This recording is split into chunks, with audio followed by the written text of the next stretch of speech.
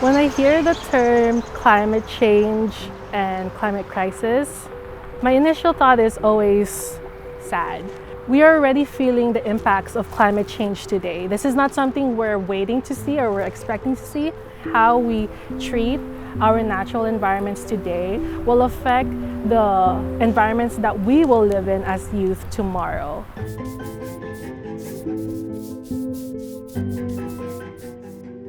All right, everybody, for those of you who don't know, this project was created to address one of the issues that we have identified here in the island of Oahu, which is food waste. We have 8 main islands, and Oahu's one of the main Hawaiian islands, and at the center of Oahu is Honolulu. Although I'm not from here, I was born and raised in the island of Saipan, which is also another Pacific island. Growing up, I have heard and talked a lot about how the Kanaka Maoli, the native Hawaiians, have learned over hundreds of years of trial and error of how to effectively utilize their land to create a system to get the resources they need, not just for their generation, but for the generations to follow. Specifically in our project, we looked at food waste.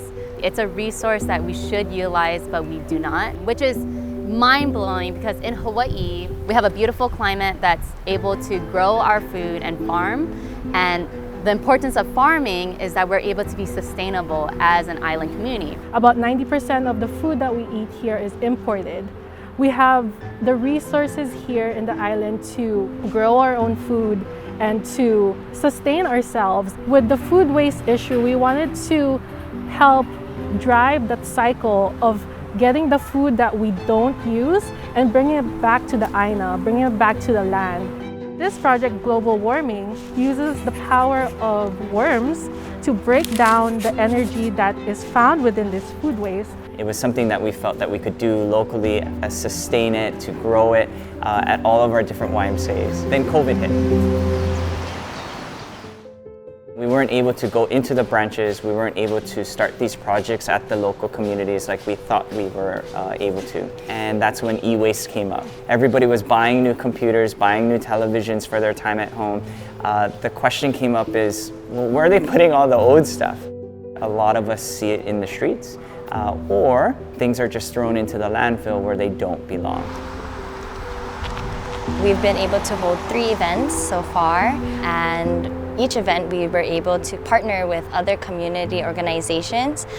With them, we're able to use their resources and their reach to promote our events. And so far, we're able to collect over 7,500 pounds of e-waste. Every single thing that happens or doesn't happen makes a significant impact.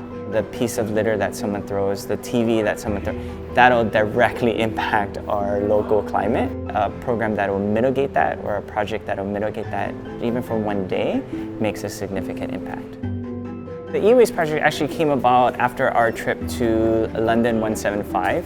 All of us, the students and staff combined, were super inspired by the work that was being done by young people and YMCAs across the world. We saw these leaders that look like us, that talk like us, that think like us, and the capabilities that they had despite being young. They made personal impact and decision themselves to create that change in their local communities.